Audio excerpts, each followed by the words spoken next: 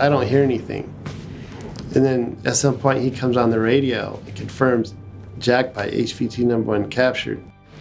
Ladies and gentlemen, we got him.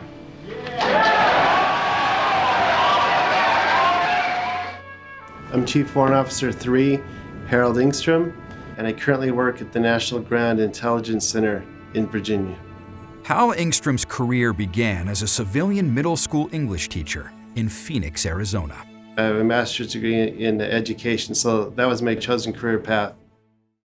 On September 11th, 2001, the career path Hal had chosen was about to take a turn. I was at my house getting ready to go teach that day, and I saw the attacks happen on TV. Today, our fellow citizens, our way of life, our very freedom came under attack. And I just felt like there was something else, like something more I could be doing or I should do, perhaps.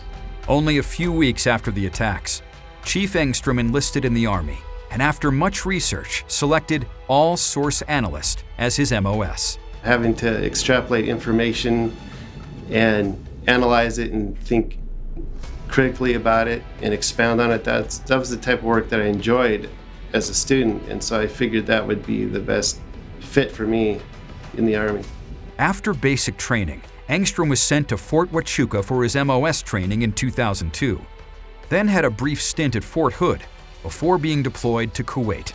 From that point in my life as a 34-year-old school teacher, it was very surreal to be, in the Army, in Kuwait, and about to enter a hot combat zone.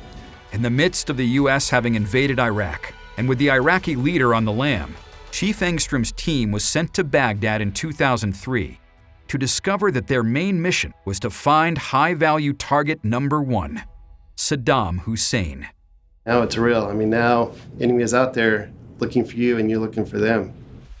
As an all-source analyst, the process began by analyzing all the intel that was flooding in and trying to connect nearly 9,000 names and faces.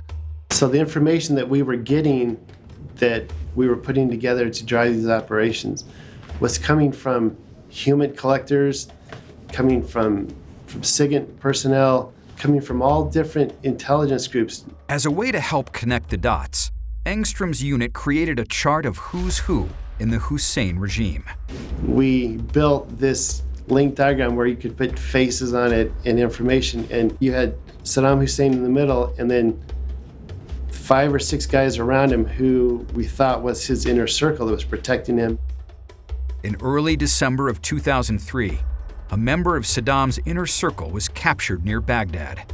As that intel and the operations are beginning to steamroll, you started getting a sense that we were getting close. On the night of December 13th, 2003, the pieces of the puzzle and months of hard work for Engstrom's unit came together. The operations center is abuzz, something big's going on. I sat down at my workstation, put on the headphones so I could listen to the commanders talking to each other. And then at some point he comes on the radio and confirms jackpot, HVT number 1 captured.